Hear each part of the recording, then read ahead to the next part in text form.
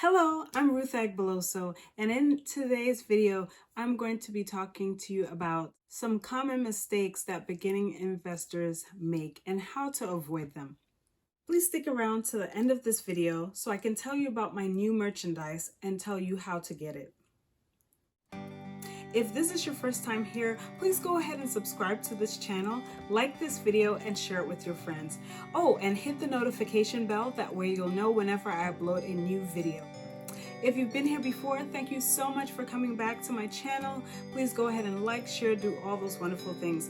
On this channel, I discuss all things financial, so you're going to want to come back over and over to hear what I have in store for you. I am a financial coach, and it's my job to help you get from point A to point B in your financial journey. So if you think that financial coaching or financial consulting may be right for you, go ahead and see my information in the description box, and let's figure out whether or not we'd be a good fit to work together. Let's begin. The first mistake that I want to tell you about is setting unrealistic expectations.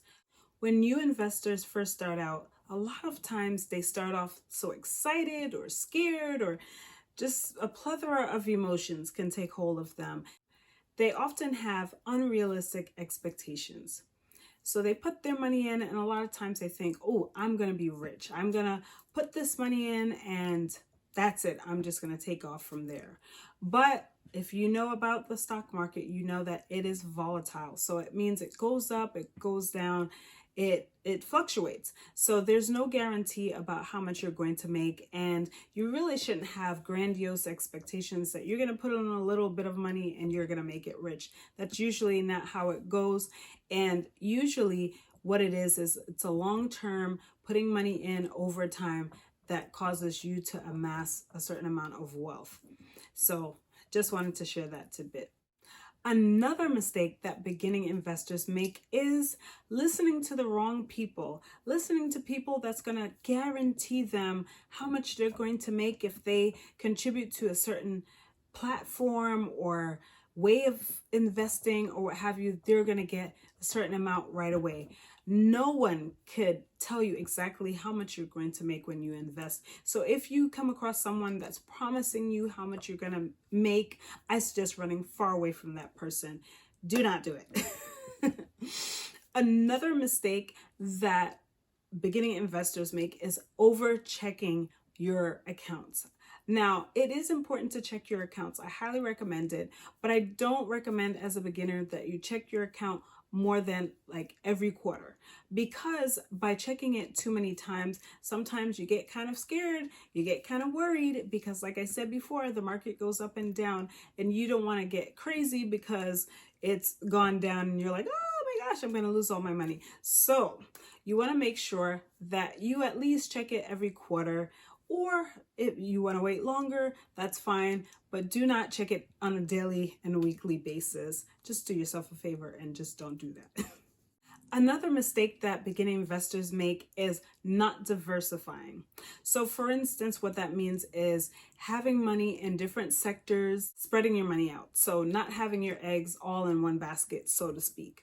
So for instance, you're not going to choose like one company and put all of the money that you have to invest in that company, or even that type of investment. So all of it in stocks or all of it in bonds. You want to make sure that your money is diversified. So it's spread out among different classes of investments and things like that. And as a beginner, you may feel a little bit overwhelmed by some of that information, but it really isn't that bad once you start to get into it and know more about it. That way, if one thing doesn't work out or doesn't produce that much, you have something else to fall back on, right? But if you have all of your money tied up into one thing and that goes south, you've completely gone south. Make sense? Okay.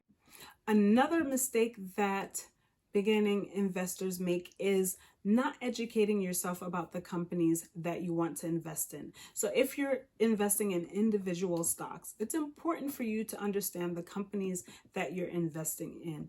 You want to find out how they make their money. You want to find out who's the CEO. You want to find out just their longevity. There's so much information that you want to find out as much as you can about that company, because it's going to be important as you put in money. You want to make sure you're putting it into a company that aligns with your values, and you also want to make sure that it's a really solid company. Well, of course, past performance does not indicate future performance, but it gives you a good idea of where the company stands. So I suggest always do your research about a company before you decide to buy that stock. Another one is trading too often. Oh my gosh. I'm on different groups with beginning investors, and I'm going to tell you that this is a big thing, that they hop in and out, hop in and out. And let me tell you something, those taxes will kill you if you do it that way. I highly recommend keeping your money in wherever it is for at least a year. So for instance, if you buy a certain, Amazon, for example. If you buy shares of stock in Amazon, I suggest you leave it there for at least a year so that you're not having to pay short-term gains taxes on that. You can research capital gains tax, but that's what it's all about, because once you take your money out, you're buying and selling, you're going to be charged for that. So that's something that you really need to know about. The next one is paying too many fees. I have a whole video about fees, because fees can make you and break you when it comes to investing, when it comes to everything that has to do with money, honestly. So you want to find out what fees you're going to be paying and try to keep those costs very minimal. There's a plethora of fees that you could possibly pay, but you need to do your research in the company that you're using for your investments so that you can keep those costs low.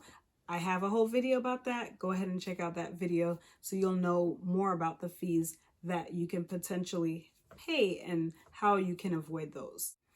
Another mistake is buying stocks that are priced super duper low and that haven't really performed well.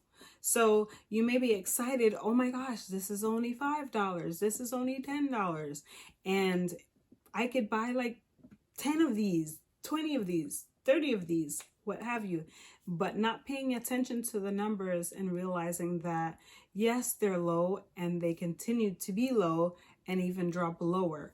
It's important to pay attention to those numbers, because yes, you want to buy low and sell high, but if a company is low and they just continue to be low and lower and lower, they may not be a good choice for you. So it's good, like I said before, to do your research. Another money mistake is being too emotional. Allowing your emotions to determine whether you buy, sell, trade is not a good idea.